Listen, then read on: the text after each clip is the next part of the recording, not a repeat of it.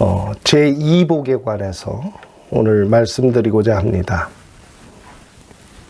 제1복의 말씀을 간단히 정리해드리면, 구약시대 때는 그 믿음이 온전치 않았습니다. 사실 그 믿음이라는 단어를 쓸 수가 없었죠. 예수 그리스도를 통해서 완성되는 그 믿음이라는 그 단어는 아직 이르지 않았기 때문에 그렇습니다.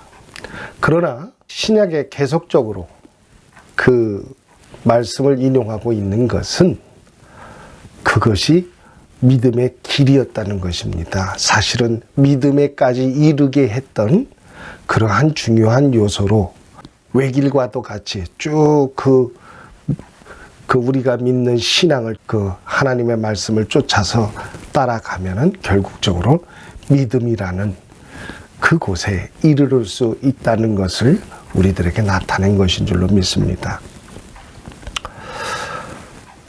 제2복에 대해서 오늘 같이 은혜를 나누겠습니다. 같이 은혜 나누실 말씀, 계시록 14장 13절의 말씀 우리 같이 보시겠습니다. 또 내가 들으니 하늘에서 음성이 나서 이르되 기록하라, 지금 이후로 주 안에서 죽은 자들은 복이 있도다 하시매, 성령이 이르시되 그러하다, 그들이 수고를 그치고 쉬리니 이는 그들의 행한 일이 따름이라 하시더라. 아멘. 오늘 이 본문의 말씀을 가지고 저는 믿음은 순종하는 것이다 라는 그런 제목으로 같이 은혜를 나눌 겁니다. 순종과 복종, 이 같은 어원에서 시작됐더라고요. 그래서 이 보니까 로마서 1장 18절, 또 데살로니가전서 1장 8절, 신명기서 28장 1절, 27장 여러 군데서 이 순종과 복종에 대해서 말씀하고 있는 것을 볼 수가 있죠. 그런데 여러분, 이 복종과 순종이라는 이 단어는 사실상 보면은 피동적인 성격이 굉장히 강합니다. 능동적인 성격을 나타내고 있다기보다는 피동적인 성격으로 주님의 뜻을 쫓아서 가는 삶입니다. 사실 이 피동적인 것은 내가 완전히 이해를 하고 알아서 그 일을 하면 얼마나 좋겠습니까? 그러나 때로는 이해가 되지 않고 느낄 수가 없고 잘 모르겠어도 그 말씀하신 그 뜻에 순복해서 그 따라가는 신앙의 생활, 이 생활은 참으로도 복된 삶 중에 하나인 줄로 믿습니다.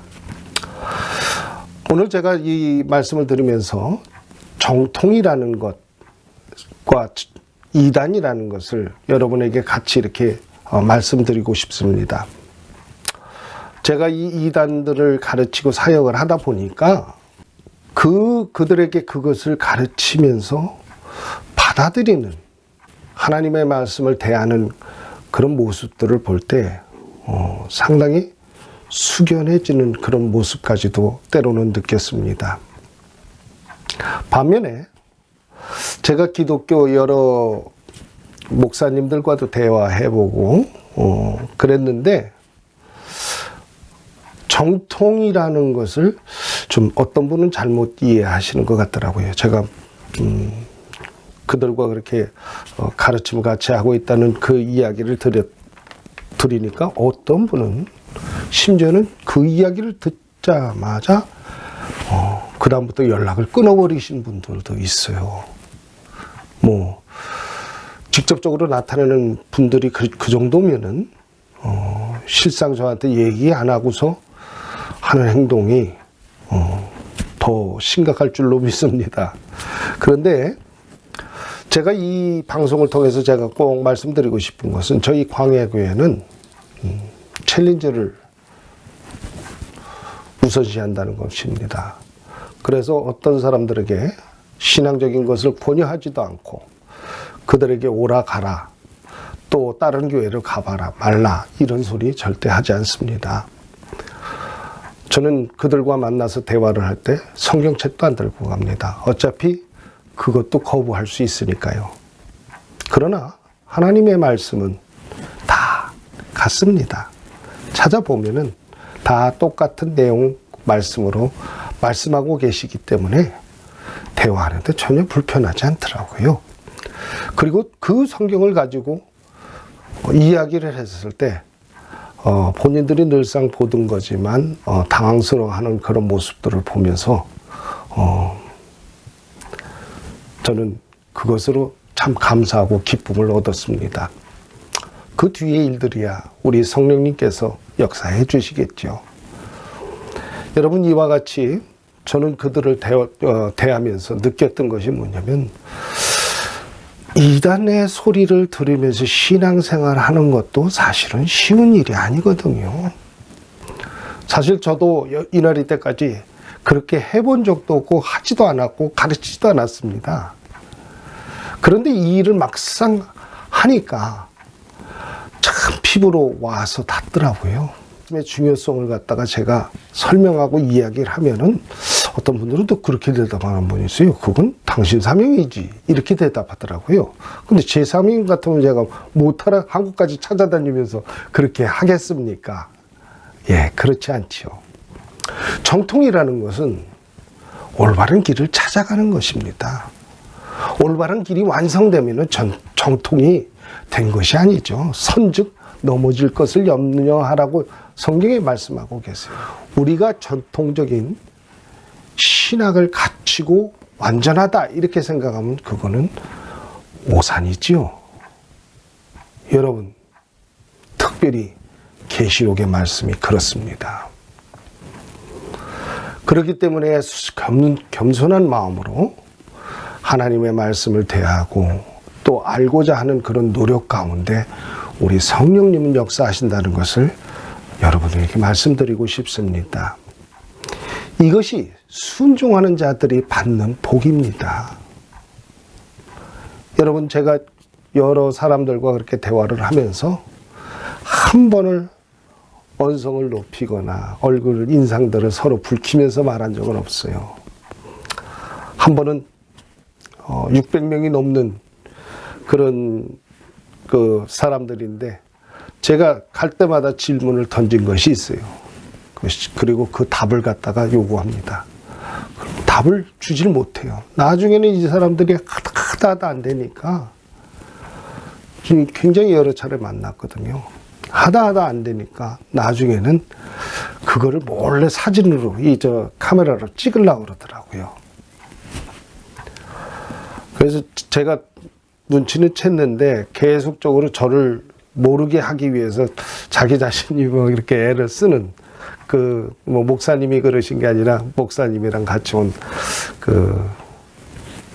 또 한 분이 그런 행동을 하시길래 제가 좀 뭐라고 그랬습니다.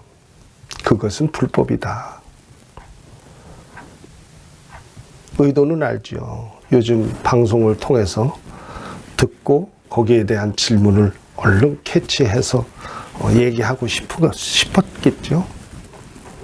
그러나 그도 잘 안 되는 듯이 많이 고민을 해서 제가 그게 불법이다 하고선 뭐라고 얘기했던 적이 있습니다. 여러분, 이와 같이 막 애를 쓰고 노력하고 하나님의 말씀을 따라보고 애를 쓰는 그런 모습들이 우리들 생활 속에도 계속적으로 나타나야 됩니다.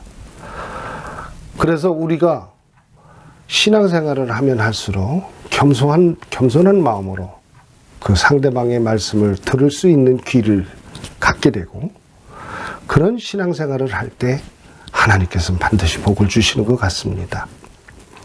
예수님이 이 땅에 오셨을 때도 역시 마찬가지였습니다. 예수님을 믿는 사람들이 예수님을 거부했습니다. 그리고 예수님의 말씀을 들으려고 하지도 않았어요. 여러분, 이런 모습들은 우리들에게 무엇을 가르쳐주고 말씀하시나요? 오늘날 살아가는 우리들의 성도들의 자세들도 그럴 수 있습니다. 그건 예수님 당시 2000년 전의 이야기라고 얘기해서는 안 됩니다. 왜냐? 하나님의 말씀은 어제나 오늘이나 영원토록 동일하시기 때문에 그렇습니다. 여러분, 그래서 오늘 이 하나님의 말씀을 순종해야 된다는 그런 말씀은 사실상 들을 귀가 열려야 됩니다. 그래서 그 무엇인가 하나님의 말씀을 듣고자 할 때 하나님의 은혜는 임하고 역사는 나타나는 것입니다. 제가 이렇게 사람들과 대화를 하다 보면 크리스찬들의 특징인 자신들이 여러 가지 은혜의 말씀을 많이 접하다 보니까 많은 것이 이렇게 들어와 있어서 내 마음속에 생각 속에 들어와 있어서 거기에 비교돼 가지고 이해가 되면 받아들이고 그렇지 않으면 뱉어버려요. 예, 이런 말이 있죠. 사람들은 자기가 듣고 싶은 것만 듣고 보고 싶은 것만 본다. 그런 말들이 있죠. 역시 제가 그런 것을 절실히 느껴요. 그래서 제가 그런 분들에게는 꼭 말씀드리는 것이 뭐냐. 마음의 그릇을 비워두고 대화를 하시면 얻는 것도 있을 겁니다 하는 이야기를 합니다. 이와 같이 하나님의 말씀을 대하는 우리들의 마음속에는 늘 그와 같은 생각, 그와 같은 믿음을 가지고 서로가 서로를 아끼며 또 믿음 안에서 같이 승리하려는 그런 노력들이 있을 때 그 하나님의 역사는 나타나고 이루어질 것입니다. 신명기서에 특별히 보면은 12장 32절에 내가 너희에게 명령하는 이 모든 말을 너희는 지켜 행하고 그것에 가감하지 말지니라. 계시록의 18장 19절에도 이와 같이 말씀하십니다. 내가 이 두루마리의 예언의 말씀을 듣는 모든 사람에게 증언하노니 만일 누구든지 이것들 외에 더하면 하나님이 이 두루마리에 기록된 죄악들을 그에게 더하실 것이요. 만일 누구든지 이 두루마리의 예언의 말씀에서 제하여 버리면 하나님이 이 두루마리에 기록된 생명나무와 및 거룩한 성의 참여함을 제하여 버리시리라. 베드로 후서에 이와 같은 말씀이 있죠. 1장 20절로 21절의 말씀입니다. 먼저 알 것은 모든 성경의 모든 예언은 사사로이 풀 것이 아니니 예언은 언제든지 사람의 뜻으로 낸 것이 아니요 오직 성령의 감동하심을 받은 사람들이 하나님께 받아 말한 것임이니라. 이렇게 말씀하고 계십니다.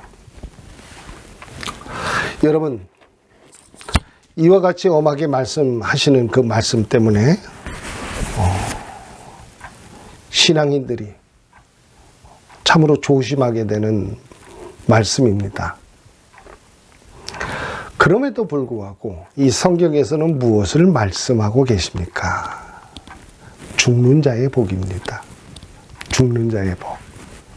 여러분, 죽는 자의 복에 대해서 다음 시간에 계속적으로 이어서 말씀드리겠습니다.